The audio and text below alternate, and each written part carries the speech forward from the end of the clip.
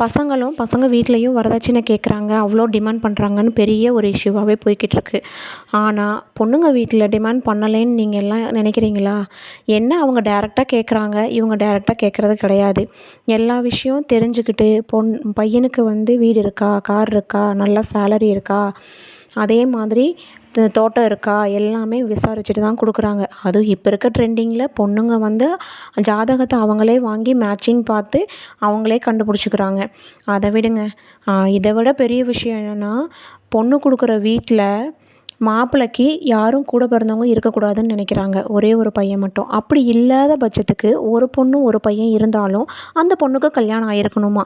ஏன்னா அந்த பொண்ணுக்கு சீர் எல்லாமே முன்னாடியே அவங்க அப்பா செஞ்சுருப்பார், கல்யாண செலவு போட்டிருப்பாரு. அதுக்கப்புறம் கல்யாணத்துக்கு அப்புறம் இந்த பையனோட கல்யாணத்துக்கு அப்புறம் செய்கிற மாதிரி இருந்துச்சுன்னா இவங்க பாதி செலவு போட வேண்டியது வருமா. இவ்வளோ தூரம் யோசிக்கிறாங்களே, ஆனால் பையன் நல்ல பையனாக இருக்கிறானான்னு சொல்லி யோசிக்கிறாங்களா? இதெல்லாம் விட என்னங்க பெரிய விஷயம்.